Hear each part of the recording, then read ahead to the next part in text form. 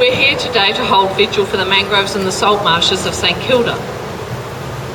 Some of us, close family who lived nearby, were present through the sudden sickening and dying of these old friends. Some of you, friends who live further away, will have been shocked by news of the decline. You'll doubtless have questions. What was the cause? Was it diagnosed promptly? Was everything that could be done? As with all sickenings, there was a period of time before any symptoms became apparent. The neighbouring gypsum-lined salt ponds had been lying dry for 7 years. In December 2019 and January 2020, small amounts of hypersaline waste brine from the miners' ponds to the north began to be fed into the ponds. Not much, just a dribble here and there. The brine levels went up and down. By May, that amount ramped up, and suddenly the salt ponds were full of brine. And by July, there were sick trees in the gardens at St Kilda, and the mangroves at the Interpretive Centre were looking ill. By August, the mangroves were dead, and by the end of the month, the local council had asked me to look into it. Imagery from Geoscience's Sentinel-2 near real-time satellites confirmed the extent of the deaths at that time. At least 10 hectares of mangroves and 35 hectares of salt marsh were dead back then.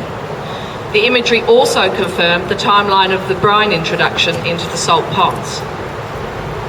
Government agencies of all stripes started their investigations around the leaking salt ponds, and in mid-October, delegates from mines, environments and the miner undertook a site visit, which confirmed that the impacts were limited to areas adjacent to the ponds that had been filled, and that frank leakage from the salt ponds as well as groundwater mounding were both visibly occurring. At that stage, only 4 salt ponds had been filled with brine.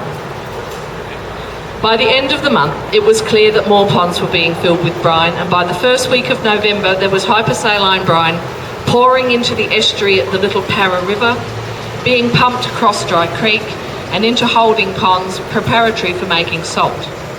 It was at this stage that the Department of Energy and Mining issued an order to stop pumping, as apparently the miner had no permission to make salt. Yet no order was made to reduce the head of brine by removing it into the deep storage ponds at Dry Creek. That order did not come until Christmas Eve. By then, much of the 7 kilometres of salt ponds had leaked out, and the remnants were starting to crystallise. Yet no attempt to pump was made until the second week of the new year. You may have seen the picture of the pumping of the pink brine. The pump runs bare minutes at a time. Thus far, it cannot remove enough brine from the first 4 ponds to even wet the next 2 ponds. As fast as the brine is transferred, it simply leaks away. Not a single drop of brine has been removed from the impacted ponds into the designated holding ponds at Dry Creek. Worse, the salt that has already crystallised in 7 kilometres of salt ponds is not a mixture of salts, as the brine was. The salt remaining behind as the ponds leak and evaporate to dryness is pure sodium chloride.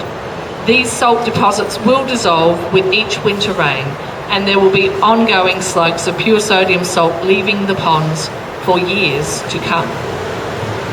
The impact area now greatly exceeds estimations made in August. Hyperspectral imagery flown in the public interest by Airborne Research Australia has allowed difference maps to be developed, which compare the same areas in the same seasons in 2018 and 2021. The numbers for the direct impacts: back swamps in the microestuaries that provide galaxias and Congolese with passage to the sea, 2.4 hectares. Cheniers and dunes where the butterflies play, 20.5 hectares.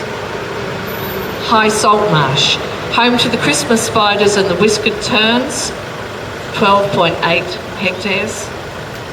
Mid to low marsh where the migratory shorebirds, samphire thornbills and neophema parrots while away the hours, and the mud crabs burrow in delight, 78.7 hectares. Mysterious mangroves, full of clicks and pops and scented with honey through the summer, 78.7 hectares.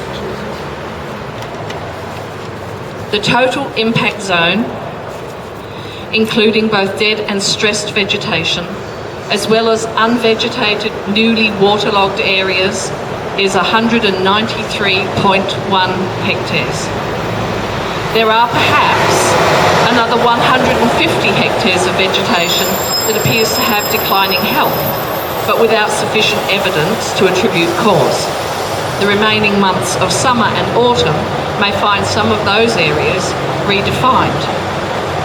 The impact zone extends as a narrow band along 6.3 kilometres of coastline, with leakage and groundwater mounding signals visible along 7.4 kilometres of salt pond embankments. As we meet today to think about the mangroves and the salt marshes that we have lost, you have heard Craig Wilkins from Conservation SA mention the 4 urgent actions that need to take place. Those actions will lead, I hope, to recovery, a slow recovery. Forests do not grow overnight. The slow recovery could mean that the children of my grandchildren will one day walk their babies through the mangroves, or listen to the lonely cheep of a sandpiper across the marsh. And today I would also hold in gratitude those members of the public of South Australia who have not been merely sitting on their hands and calling for action from the government. The hyperspectral imagery was flown to both identify the impacted area and to inform restoration efforts going forward. Ongoing drone observations of specific sites have been established to watch for increasing or unexpected impacts, and thank you for that. Citizen scientists have set up vegetation transects in healthy and in sick mangrove and salt marsh areas and have already recorded baseline information in order to track recovery.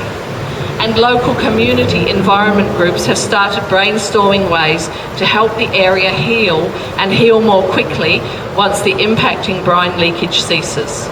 So thank you for what you have done so far. Thank you for gathering here today to share memories of the St Kilda mangroves and salt marshes and for sharing hopes for the future of these special coastal wetlands.